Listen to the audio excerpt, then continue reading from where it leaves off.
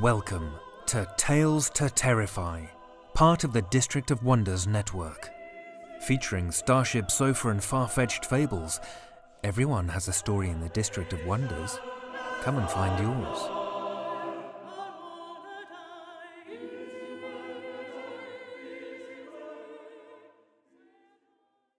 Good evening, children of the night. The first season of Hulu's Castle Rock, set in the Stephen King multiverse, has concluded with its 10th episode, and I was quite satisfied with it. I'd initially thought that I would give a sort of episode-by-episode take, but I couldn't figure out a way of doing that without spoiling or being incredibly vague.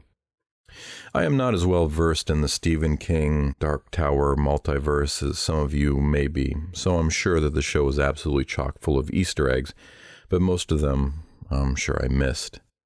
There is something in the kind of horror that I enjoy, something where there are mechanics to our reality that are illogical, or maybe better said, the fabric of our reality has a logic that exceeds our ability to understand. As a result of this sort of story, Castle Rock does conclude its main plot, but leaves the viewer with a fistful of loose threads.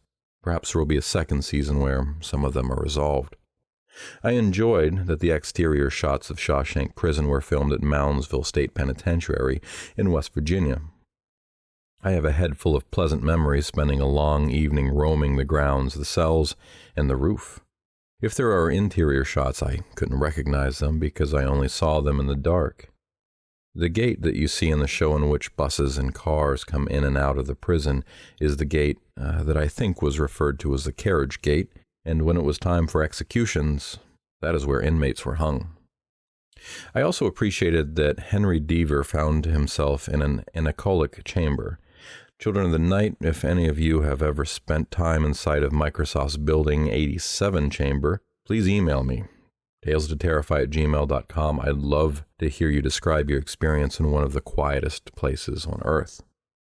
Sissy Spacek's episode, The Queen, was one of my favorites of the whole series, and I thoroughly enjoyed the recurrent themes of reality boiling up into madness, and walking that line where despair is poisoned by hope, making it all the worse.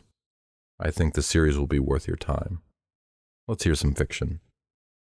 Jon Gauthier is a horror and science fiction author whose work has appeared in various publications, including Mythic magazine and Polar Borealis magazine. He currently lives in Ottawa, Ontario, with his wife, daughter, and dozens of unfinished and uncooperative stories. Children of the night, lend me your ears for Jon Gauthier's Noise of Great Waters, a Tales to Terrify original.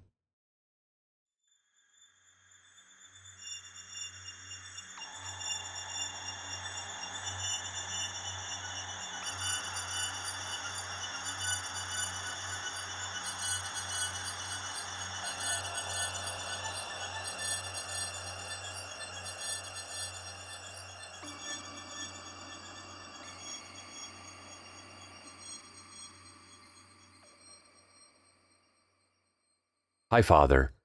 Thanks for agreeing to meet with me. I wasn't even sure if you'd read my email.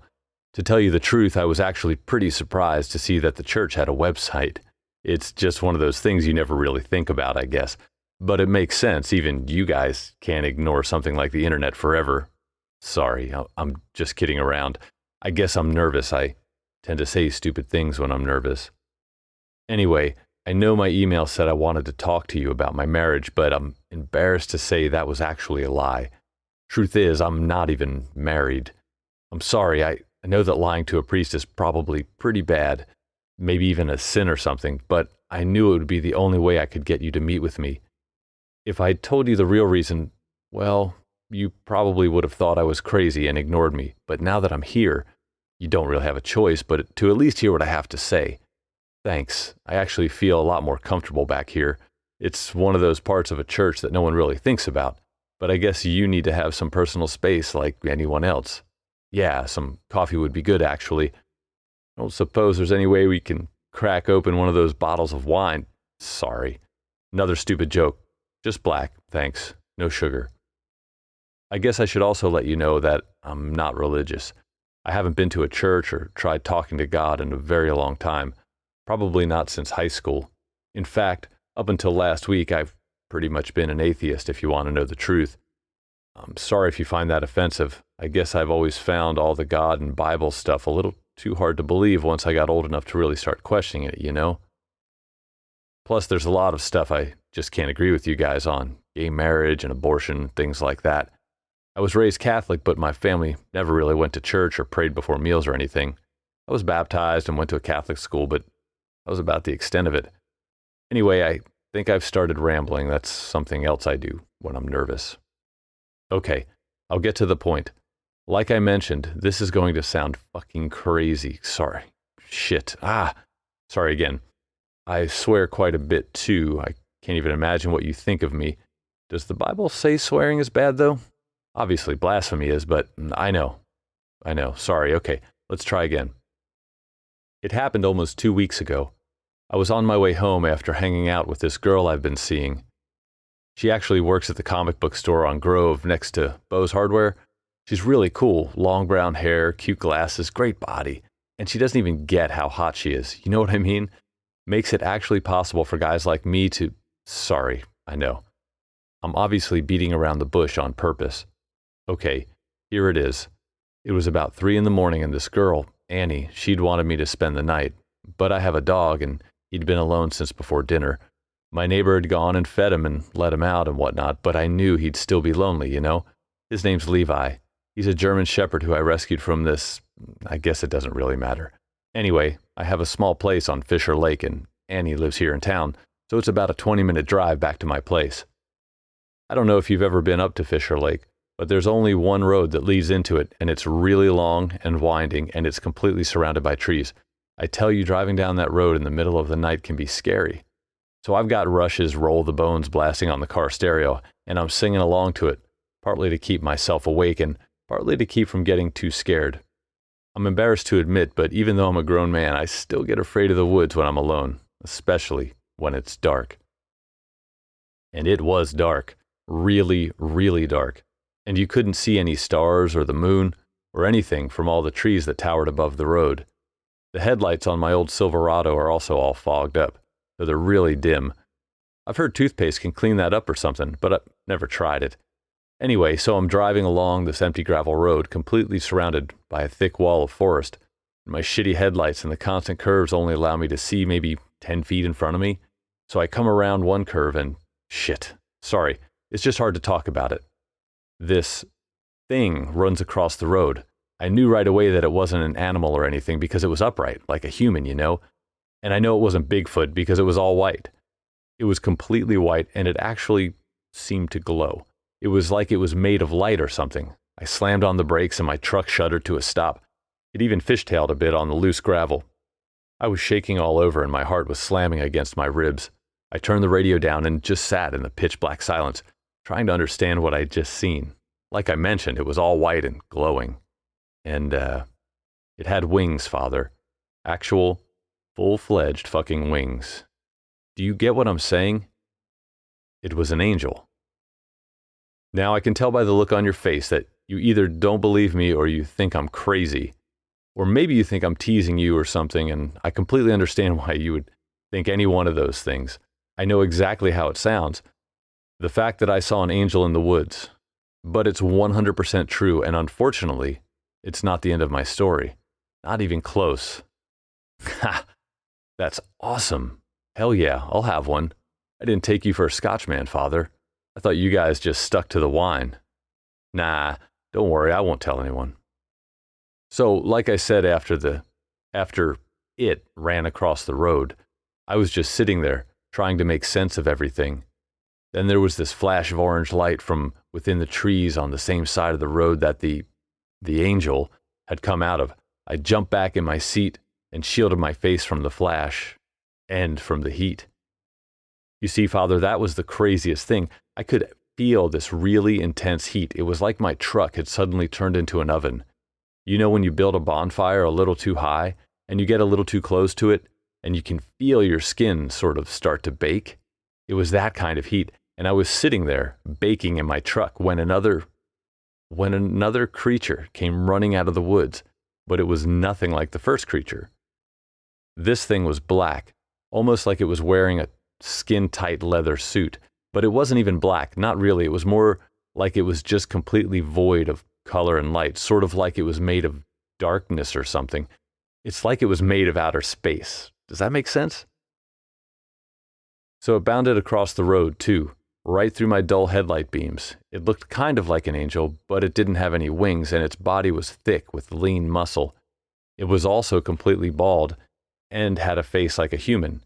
It could have easily passed for a human, actually, except for it had these horns, you see, these long, jagged horns curled down from the top of its head all the way to its shoulder blades. Shit, those horns, Father.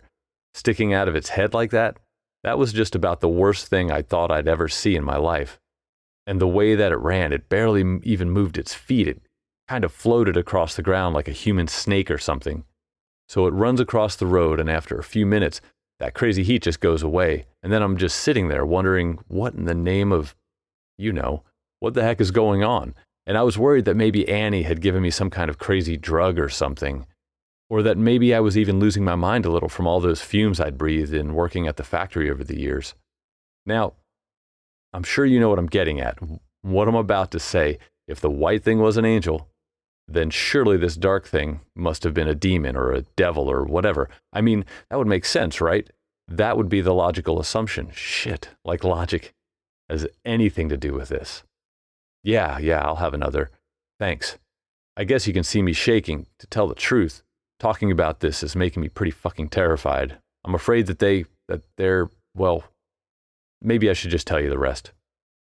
So I sat there in my truck for maybe 5 minutes, just sat there staring into the road, watching the moths and mosquitoes fly around the glow of the headlights. Finally, I decided to shake it all off as some weird hallucination, just the effects of the late hour and all the stupid horror movies I watch. Then, just as I'm about to take my foot off the brake and continue on my way home, there's this huge flash of light that just erupts from the woods. It's on the same side of the road that the two creatures ran to. It was a hot orange light, like the one from just before the devil had appeared. This one was white. It was more like a flash of lightning, and it snapped me out of my daze. It made me realize that I had to investigate what was going on. I had to go and find those creatures and prove to myself that I wasn't crazy. So I put my truck into park and turned it off. The air was cool. It usually is out by the lake, but this was unusually cool for an August evening. I pulled up the hood of my sweater and stepped into the woods. I couldn't believe what I was doing. I was actually chasing after these things. I don't know why, but I was drawn to them, despite the almost paralyzing fear that I felt. When I was about 20 feet into the trees, there was another flash of light. It was insanely bright, like the whole forest was lighting up.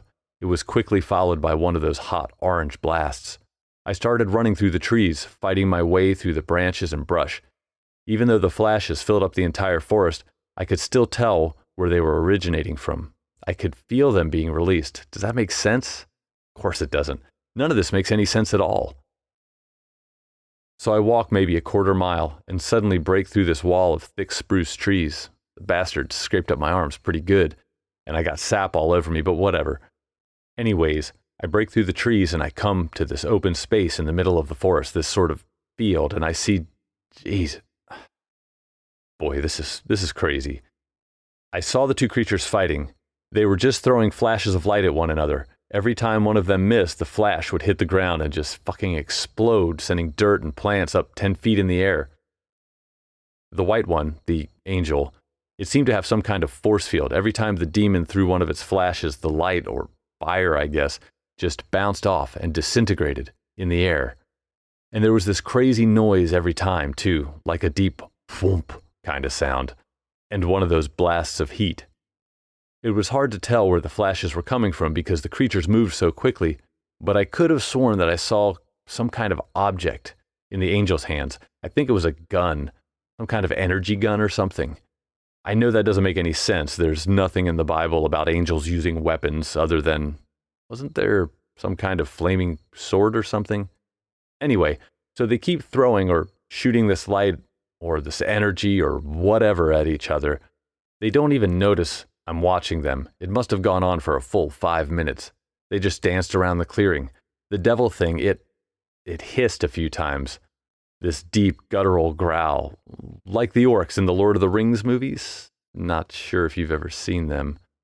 A couple of times I actually thought about running back to my truck to grab my phone so I could record them, but I didn't. Part of me knew if I left, they would probably disappear on me. Another part of me knew that if I tried to record them, they would know. They'd know I was there and would stop me, so I just watched them. I knelt behind a thick pine tree, clutching it like it was a life preserver in the middle of the ocean or something. Finally, after what seemed like hours, it looked like the devil got the upper hand. Whatever. It cast one of its fireballs at the ground, and there was an explosion of dirt, rocks, and stuff. The angel obviously wasn't expecting this, and he shielded his face. Just as he did, though, the devil charged toward him and tackled him to the ground. Then they were rolling around and punching like kids in a schoolyard. It was as if neither of them knew anything about hand-to-hand fighting, you know? They were so used to shooting their light and their fire, or their weapons, or whatever they were. So now the devil is on top of the angel, and it looks like he's choking it or something. I really wanted to intervene, to help the angel out. I mean, he's obviously the good guy, right? But I was too scared. I was so scared, Father. There was no way I could have run over there and what? Actually tackle the devil? Actually try to take it on? No fucking way. So what I did instead was I grabbed a rock. This rock that was half buried in the ground. It was about the size of a golf ball. And I threw it at the devil as hard as I could. And I tell you, Father, that throw, I'd have been instantly signed by the Rockies if one of their scouts had seen it. It was straight as an arrow, dead straight for 50 feet, and it hit the devil right in the back of the head, exactly where I was aiming. In the pitch dark as well. You know, in the movies and video games and stuff, when you hit someone in the head like that, there's always this really loud crack, like an axe splitting a log. Well, that's bullshit, because there was no loud crack, just a small, muffled thump. The devil instantly turned towards me, and I saw it had these crazy red eyes, and they narrowed right in on me, like he had night vision or infrared or something, like the Predator. You know, the old Schwarzenegger movie with all the bullshit sequels? Just like that. It saw me through the dark, and it looked into me, like into my mind or something like that, and it let out this horrible hiss, and that gave the devil its chance, Father. While the devil was looking at me, the angel was able to twist out from under it. The devil sort of shrieked when it noticed that the angel got loose and turned around all confused. By the time it got back to its feet, the angel had grabbed its weapon thing and fired another blast of light. It hit the devil square in the chest and sent him flying at least, I'm not even joking, at least 40 feet. The devil landed in the dirt and let out this terrible scream. The bolt of light or energy ray or whatever the hell it was, well, it had torn the devil's chest open, and this crazy black muck was spilling out of the wound. It didn't seem like blood or anything like that. It was really thick and shiny, more like oil. So the devil is just lying on the ground, just writhing and grunting in pain, and this muck, this oil is just pouring out of him. Then the angel sort of limps over, reaches down, and tears something from the devil's chest. It looked like a weird sort of device. Then the devil starts choking, like it can't breathe anymore. It reaches up and swats the angel with one hand. The other was kind of clutching its throat. It was suffocating or something. Then after about a minute or so, it just goes limp. It died. And this is where things get really strange, Father. I know you probably don't think that's possible, but it's true. The angel just tossed the device, the one he pulled out of the devil's chest, he just tossed it on the ground next to the devil's body. Then he looked up at the sky and pressed the tip of his finger to his head, and I think I can hear him talking. Some crazy language that I can't even begin to understand. And the voice, it's kind of mechanical, like it's coming out of a radio or something. Then there's this really bright flash of light. It was insanely bright. It was so surprising that I let out this startled cry and actually fell over. When my eyes adjusted, I looked to see the angel was now staring at me. And its face, Father, that was my first real good look at it. It was perfectly smooth with these glassy dark eyes. Then there's this really bright flash of light. It was insanely bright. It was so surprising that I let out this startled cry and actually fell over. When my eyes adjusted, I looked to see the angel was now staring at me, and its face, Father, that was my first real good look at it. It was perfectly smooth with these glassy, dark eyes, and I couldn't see a mouth. It wasn't even a face at all. It was more like a mask or a helmet. Then it spread its wings. They weren't feathery, though. They were wiry, almost metallic, and this sort of blue electricity seemed to course through them. And then it began to float above the ground, just rising in the air. It wasn't even flapping the wings or anything, but that blue light was getting brighter as it went upward. And the light, the flash that knocked me over, it's now hovering overhead. The entire sky above the section of the forest I'm in is just lit up, like it's on fire. And suddenly I realize I can hear this really low rumble. Once I hear it, it suddenly becomes all I can hear, you know? It's deafening. And then the light gets really bright and begins to surround the angel. It's so bright, I have to shield my eyes, and the rumbling sound turns into this really high-pitched tone. And the light and the sound, it just consumes the angel. And then it all stops. And the noise, the light, the angel, it all vanishes in an instant. The forest is dead silent. I was actually afraid I'd gone deaf. Eventually, though, I start to hear the rustle of leaves and the crickets and frogs and all the stuff you're supposed to hear in the woods at night. But the devil was still there. I don't know what was going through my mind, but I walked up to it. Up close, I couldn't understand what I was seeing. It was lean, muscular, and smooth from head to toe. It was almost like it was wearing a skin-tight suit of some kind. The wound where the angel's blast had hit it was smoking, and I could smell something similar to burning plastic. I knelt in front of it, and getting a closer look, I saw that its face was similar to the angel's. It was definitely wearing some kind of mask or helmet, and the area around the mouth had been torn away. That's where the angel had ripped that device from. The mouth and nose were stark white, almost translucent. The creatures were thin and angular. I was surprised by how human and how not human it looked. I didn't dare lift off the rest of the helmet, but I did pick up the device. It was surprisingly light and looked sort of like a microphone of a CB radio. It was just a metal box with slits cut into it. Now, Father, at this point, I have to say I wasn't really thinking clearly. I don't know what came over me, but for whatever reason, I grabbed the devil by the ankles and dragged it all the way back to my truck. It's at my house right now, Father. The dead devil is in my basement, and I need to show it to you because I don't know what to do. Levi, shut up! Sorry, Father. He's been acting crazy like that ever since I brought it home, just barking almost nonstop. It has nothing to do with you. He's usually very friendly. It's right down here. Again, thank you for trusting me enough to actually come here. I have it strapped to my work table here. I keep this sheet on it. I don't know why. To protect it, I guess. So, here it is. I know, it's crazy, right? It doesn't even seem real. If you touch the outside here, you'll see that this is definitely a suit. Some kind of rubbery metallic fabric. It's not like any material I've ever felt, though. See what I mean? And up here, you can see into it. This is where the angel's blast got it. Around the wound, you can see the shredded suit and broken tubes. That's where all the oil leaked out. But the actual wound, well, I haven't dared put my hand in there yet, but you'll see it's definitely organic, and it's got that tangy metallic smell, like blood, you know? And the weird thing is that it's not decomposing. It doesn't seem to be, at least. It's not even drying out or anything, and it's been here for 2 weeks.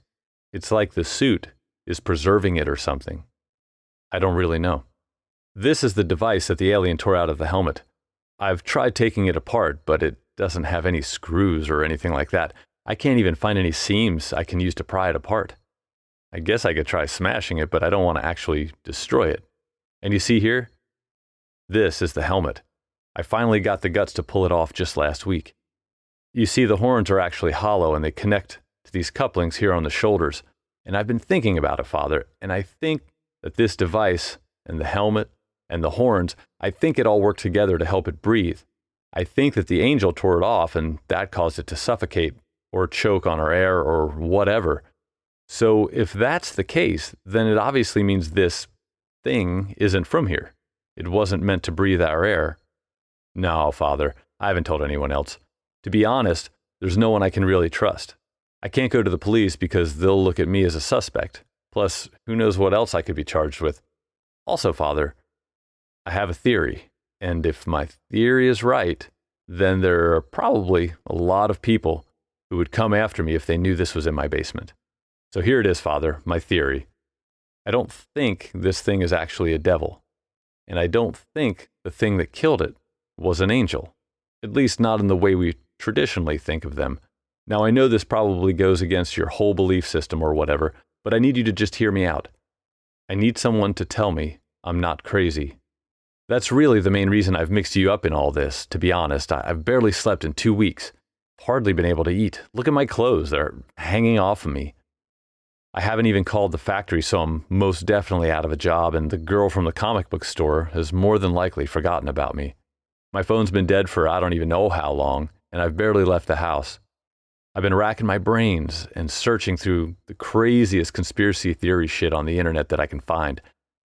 And I think I've pieced it all together. You see, we usually look at devils and angels as these sort of supreme celestial beings, like they have transcended biological existence or whatever, sort of like ghosts, I guess. But what if they're just regular living organisms like you or me or Levi? Regular organisms that have vulnerabilities and can be hurt or killed. So if we accept that, then we have to wonder, where do they come from? Where did these two beings, one of which is right here in front of you, come from? The go-to answer, I guess, would be heaven and hell, but something about that just doesn't sit right with me, Father. If we go to the traditional heaven and hell, these non-physical places where only spirits reside, then how would these biological beings live there? I guess the simple answer to that question would be they wouldn't. They obviously wouldn't live there. They would have to live somewhere physical. So if heaven and hell are actual physical places, then there's only one explanation, Father. Only one explanation that makes scientific sense. They aren't kingdoms in the sky and below the ground.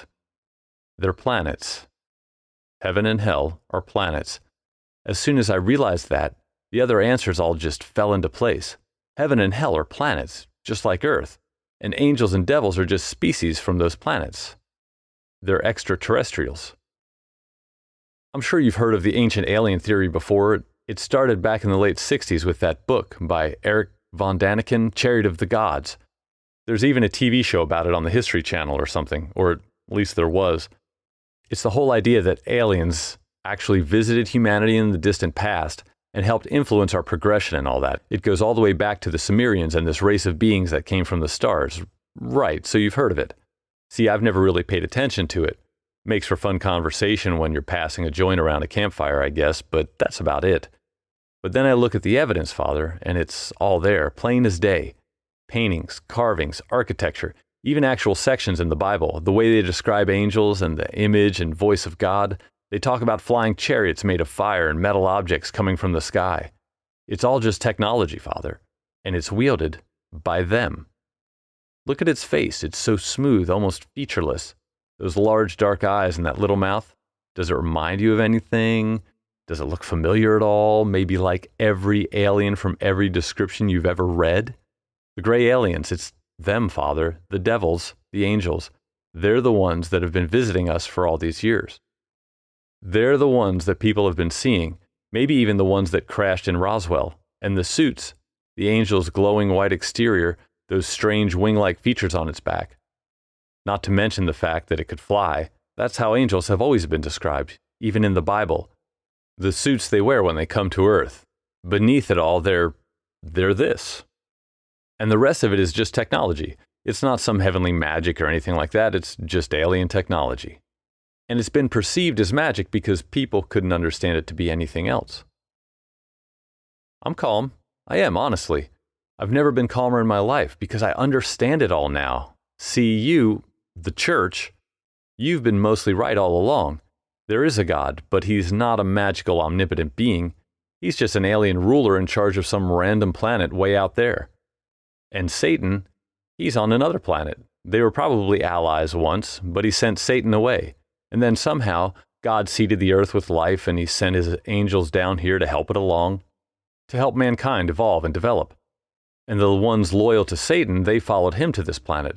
And he's been sending them down here to stand in the way. Maybe they were even the ones behind Hitler and cancer and all the evil shit that happens. These two forces have been battling each other for thousands of years and using us as pawns and our planet as some kind of petri dish. No, I don't need another drink. I need you to believe me, Father. Don't you see what we've got here? What I've discovered? It will change everything. Change the world. We can expose the government for hiding this from us, and you can be at the front of it. This can revive the whole church. People will believe again. Come on, Father. Help me bring it upstairs. Father Carmichael stared into the young man's eyes, which had gone wide with surprise when they'd seen the pistol. His dead body remained upright for a single moment before slumping to the basement floor and revealing a glistening black and red spatter on the wall behind him. Father Carmichael placed the pistol into his shoulder holster and turned to the body that laid on the workbench. Upstairs, the dog was howling with distress, its claws raking against the basement door. Father Carmichael would take care of it in a moment. He pulled out his cell phone, which didn't look anything like the models currently available in stores. After pressing his finger to the bottom of the screen, a single icon appeared, a simple white cross. Father Carmichael tapped the icon and held the phone to his ear. Even in the basement of a house way out at the lake, the sleek onyx device was able to connect to the central line. A terse female voice said, "Identify." Carmichael, Sector 329A. Report. Western Colorado sighting confirmed. One deceased Dalku secure. Anunnaki presumed off-planet. Single witness has been neutralized. Stand by for retrieval team. Please confirm location. Father Carmichael gave his coordinates, and the line disconnected. After slipping the cell phone into his pocket, he pulled out the rosary that had been given to him when he joined the order almost 20 years ago. He raised the worn wooden beads to his lips and kissed them. Then his gaze settled on the Dalku's dead eyes. As he gently slid the eyelids closed, two ancient words fell from his lips. Darisam Sukamumu.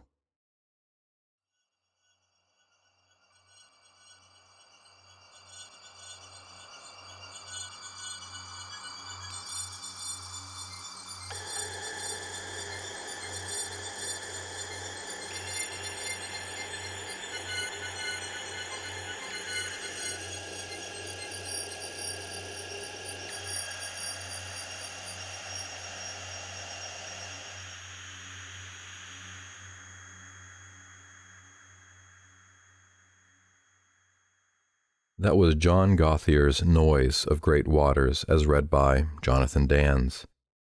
Jonathan Danz is a writer who lives on the edge of the New River Gorge, that is, in West Virginia, with his wife, daughter, and a menagerie of domestic pets. When not narrating, Jonathan can be found working on his first novel, riding his bike in the woods, or hanging out with his family. He even manages to hold down a steady job. If the mood strikes, visit him at his blog, Words and Coffee, at jonathandanz.com. Link will be in the show notes. Thank you, Jonathan. That'll be our show for the evening, Children of the Night. Visit our Patreon page in the links below, and don't forget to like us on wherever you happen to find our podcast. Our show was produced by our editors Scott Silk, Seth Williams, and Drew Sebastini. Website designed by Josh Lightsey, and theme music by Diane Severson. Tales to Terrify is distributed under Creative Commons Attribution, Non-Commercial, No Derivatives 4.0 license. Join us again next week for another episode of Tales to Terrify. This presentation has been brought to you by the District of Wonders Network, dedicated to podcasting the finest genre fiction. You can learn more about the District of Wonders and their many literary productions at their website, www.districtofwonders.com. Thank you for listening.